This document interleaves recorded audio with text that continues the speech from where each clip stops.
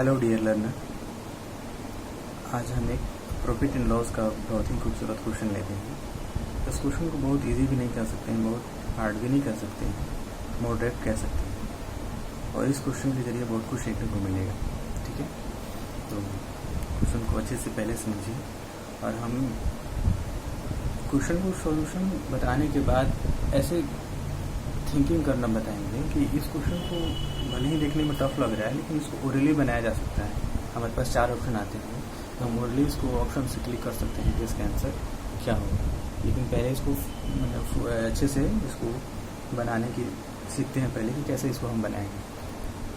तो मैथ के किसी भी क्वेश्चन को बनाने के लिए सबसे पहले क्वेश्चन समझ में आने चाहिए कि क्वेश्चन कह क्या रहा है और हमको करना क्या है। ठीक है, तो पहले क्वेश्चन समझते हैं। क्वेश्चन कह रहा है, जब कोई शॉर्ट को 20% छूट पर बेची जाती है तो उसका लाभ 87.5% है। आई मीन किसी शॉर्ट को 20% छूट पर बेच देते हैं तो उसका लाभ 87.5% होता है।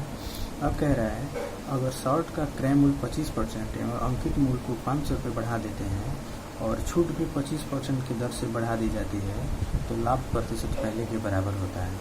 तो बाद में होने वाला विक्रय मूल्य याद करें।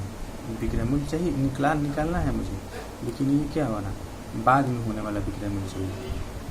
अब क्वेश्चन में ये भी कह सकता है ना कि पहले वाला विक्रय मूल्य, पहले वाला पहले वाला क्रय मूल्य, बाद वाला क्रय मूल्य, पहले वाला अंकित मूल्य, बाद वाला अंकित मूल्य। इसमें कितने क्वेश्चन बन सकते हैं?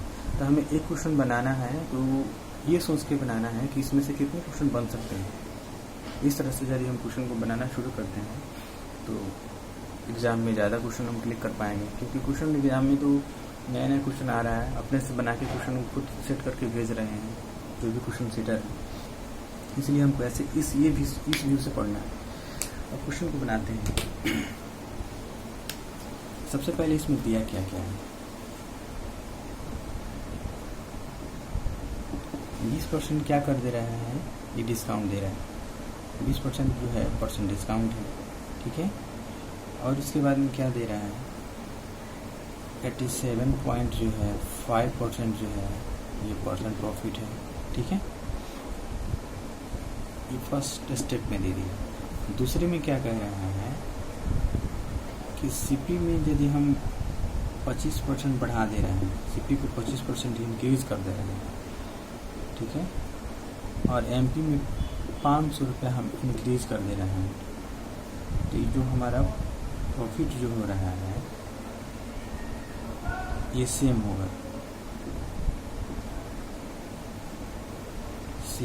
आई मीन प्रॉफिट जो होगा ये जो है इतना ही होगा, सेम होगा। आई मीन 87.5% होगा, ये कह रहा है। और इसके हिसाब से क्या कह रहा है, जैसे यहाँ पे रेट जो है जैसे 20% है, तो अब क्या कह रहा है, वो 20 का 25% बढ़ रहा है। 20 था पहले, तो 20 का 25% 5 होता है, तो वो 25% नया रेट हो जाएगा। तब इसी में पूछ रहा है बाद का एसपी निकालना है।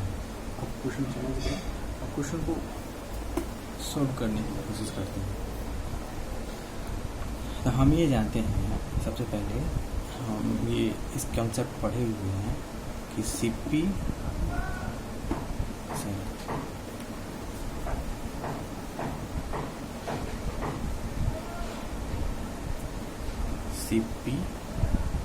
और यहाँ लिखते हैं हम एमपी।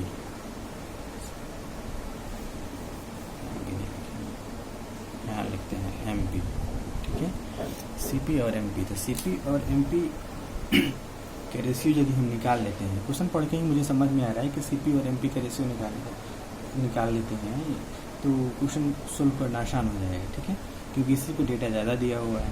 अब ये निकालेंगे कैसे, ये क्या होता है, इसका रेशियो 100 माइनस % डिस्काउंट होता है इसका रेशियो, और इसका क्या होता है 100 प्लस % प्रॉफिट। तो हमारे पास % डिस्काउंट भी दिया हुआ है, % प्रॉफिट भी दिया हुआ है। % डिस्काउंट कितना दिया हुआ है, 20% दिया है। % प्रॉफिट कितना दिया है, 87.5% दिया हुआ है। ठीक है, तो हम क्या कर देंगे, तो इसके जगह पे हम 80 लिख देंगे, यहाँ पे लिख देंगे 187.5 लिख देंगे।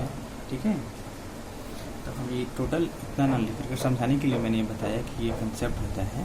ठीक है, इसका ये रेशियो होता है। कंसेप्ट होता है।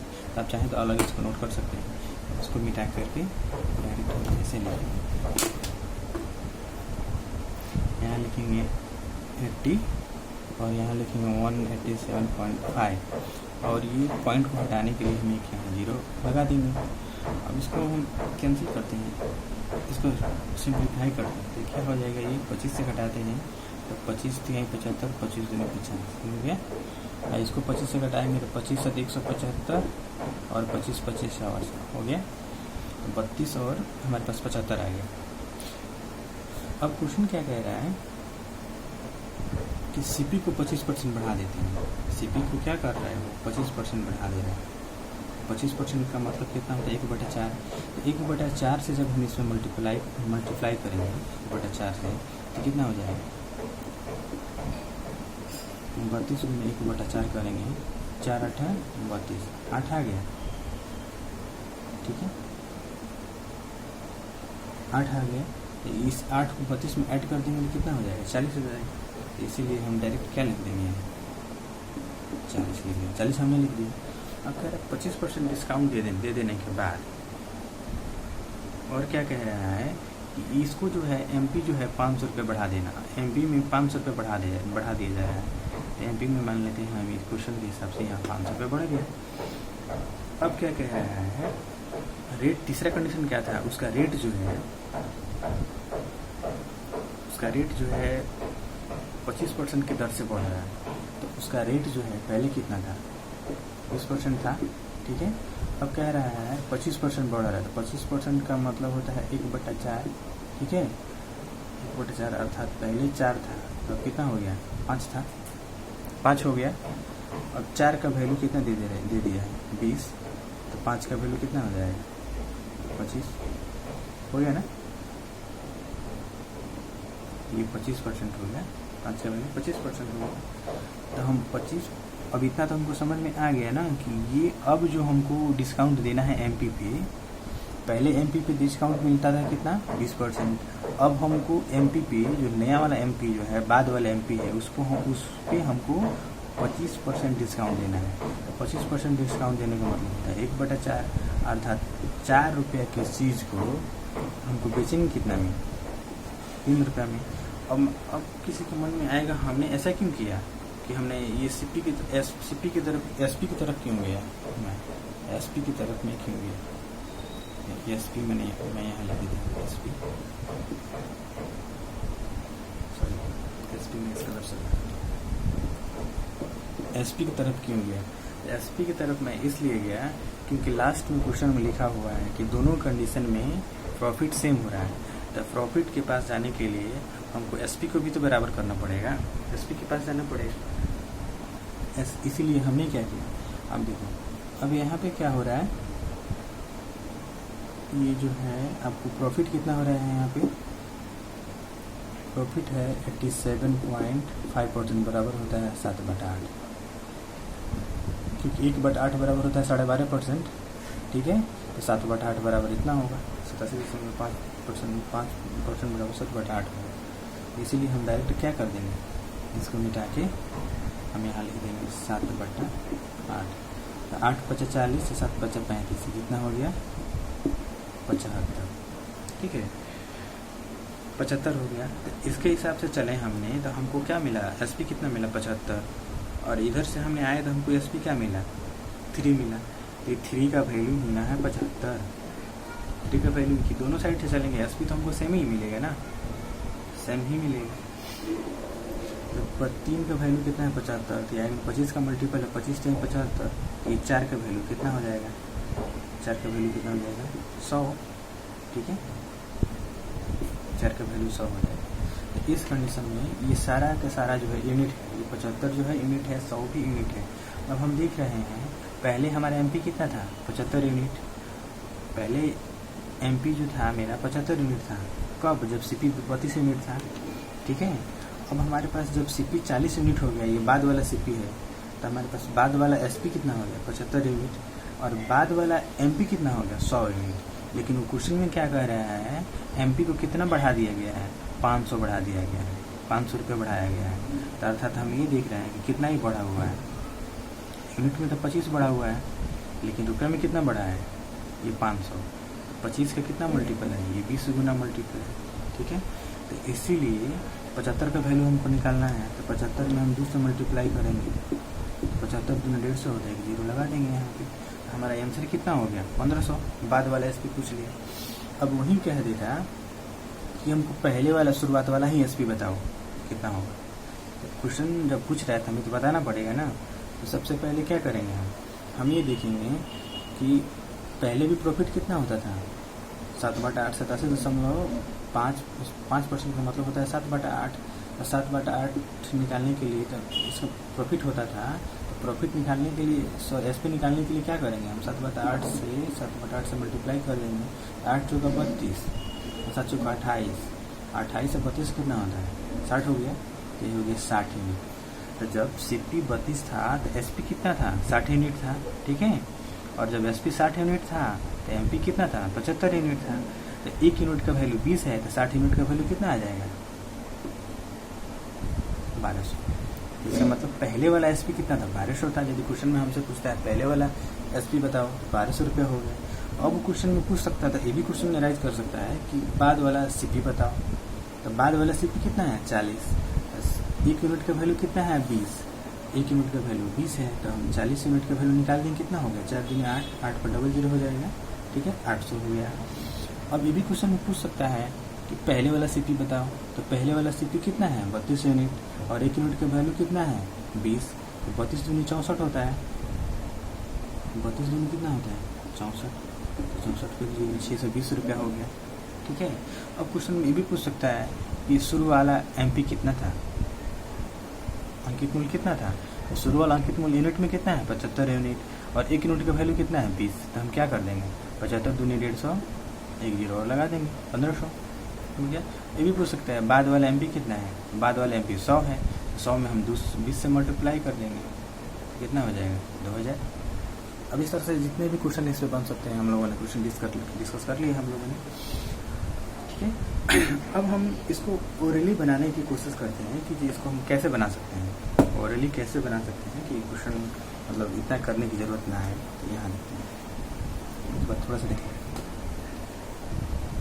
तो ओरली क्वेश्चन तभी बन पाएगा जब हमारे माइंड में ये चीज़ हो कि क्वेश्चन को ओरली तभी बन सकता है जब क्वेश्चन एक बार पढ़ें और डाटा माइंड में हो।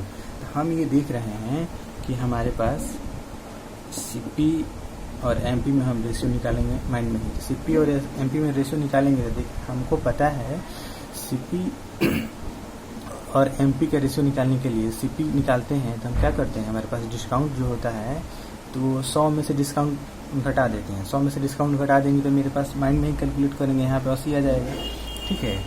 और यहाँ पे क्या होगा, 100% प्रॉफिट करते हैं तो 187.5 हो जाएगा। तो 187.5 होगा तो 1 जीरो जो दशमलव हटाएंगे तो 187.5 यहाँ पे आ जाएगा और यहाँ 1 जीरो आ जाएगा, ठीक है। अब हम यहाँ माइंड में ही कैलकुलेट करेंगे कि 800 को हमको 800 जो है यहाँ दिख रहे हैं और यहाँ दिख रहे हैं 1875 है। तो हम ये कैलकुलेट करेंगे, 75 लास्ट में है तो 25 से इजीली कट जाएगा। हाँ, डबल जीरो है तो या 25 से अपने आप कट जाएगा। तो हम 25 से कोशिश करेंगे कटाने का, तो 25 से कटाएंगे तो 80 जो है घटाएंगे तो 25 क्या 75 और 25 दूनी 50, 32 मत में ये कट जाएगा, ठीक है। और इसको कटाना है तो सबसे पहले देखेंगे 187 है तो 25 का टेबल हम जैसे 25 का मल्टीप्लाई करेंगे तो 25 छक 150 होता है, 25 से 175 होता है। 175 7 हुआ 175 और उसके बाद में 12 उतरेगा, यहाँ आ जाएगा 5, 25 अवश्य 32 और 75 का रेशियो मुझे निकल गया, 32 और 25 का। अब हम देख रहे हैं कि 40% जो है 40% इसे वो 25% जो है 25% CP को बढ़ा दिया जाएगा। 25% CP को बढ़ा देने का मतलब होता है 1/4 1/4 बढ़ाएंगे तो 1/4 को 32 से जब मल्टीप्लाई करेंगे तो 8 हो जाएगा। तो 32 8 कितना हो जाएगा 40 हो गया। अब क्या होगा, ये हो गया 40। उसके बाद में क्या देख रहे हैं कि इस कंडीशन में क्या कह रहा है क्या कि पहले जो 20% हमको डिस्काउंट था और वो उसके 20% का 25% हो जा रहा है। तो 20% का 25% निकालेंगे तो 5 होता है, तो पहले 20 था तो 25 हो जाएगा। 25 का मतलब होता है आपका 1/4, ठीक है। तो अर्थात इसका मतलब 4 का वस्तु जो है अब 3 में बेचा जा रहा है, ठीक है। लेकिन इतना कर देने के बाद वो क्या कह रहा है कि उसको लाभ पहले के बराबर ही होता था। पहले के लाभ कितना होता था? 87.5%। 87.5% का मतलब कितना होता है? 7/8। माइंड में ही इनको कैलकुलेट करना होगा। 7/8 होता है, तो 7/8 का मतलब होता है 40 में 7/8 से मल्टीप्लाई करेंगे तो 8×5 = 40 और 7×5 = 35। 35 + 40 कितना हो गया? 75। अब यहाँ हम लिखते जा रहे हैं लेकिन माइंड में कैलकुलेट करना है। तो 3 का वैल्यू ना आ गया 75, 3 का वैल्यू आ गया 75, आई मीन 25 का मल्टीप्लाई है तो 25 × 75, 25 × 100, तो ये 4 का वैल्यू कितना आ गया? 100 आ गया। ये 100 हो गया जो बाद वाला MP है, और ये 75 पहले वाला MP था। लेकिन क्वेश्चन में कितना कह रहा है? 500 बढ़ा हुआ है, तो ये कितना बढ़ गया है? यहाँ तो 25 बढ़ा है ना, तो 25 का वैल्यू 500 रुपये है, तो 1 यूनिट का वैल्यू कितना आ गया? 20 आ गया। तो 75 का निकालना है, कितना हो जाएगा? 75 × 150, 5 में 1500 आंसर आ जाएगा, ठीक है। यह क्वेश्चन में इतना ही निकालते हैं ना हम, इतना ही क्वेश्चन में निकाल देते हैं। जैसे 75 हमारा आ गया था ना, तो हम देख लेंगे वो जो क्वेश्चन होगा 75 का मल्टीपल होगा। या क्वेश्चन में ऐसे भी कर सकते थे ना कि जैसे हमने निकाला 25% निकाला था ना, जैसे 25% रेट जो उसका बढ़ रहा है, तो 25% का मतलब 1/4 हुआ। 4 का वैल्यू, 4 का वस्तु 3 रुपये में बेच रहा है, तो इसका मतलब हम ये भी कह सकते हैं ऑप्शन जो होगा वो 3 का मल्टीपल होगा। इस तरह से भी कर सकते हैं। यदि संयोग से यदि ऑप्शन ऐसे देता है कि एक ही 3 का मल्टीपल है, तो वहीं मेरा आंसर हो जाता है। ऐसे कर सकते थे। तो क्वेश्चन सॉल्व करने के लिए एग्जाम में हमें हर तरीका आना चाहिए कि क्वेश्चन को कैसे टैकल करना है। मैं उम्मीद करता हूँ कि क्वेश्चन मैं अच्छे से समझा पाया हूँ। यदि आप क्वेश्चन को अच्छे से समझ पाए हो, प्लीज़ कमेंट करके ज़रूर बताना कि क्वेश्चन को आपने अच्छे से समझाया। और thank you for watching video.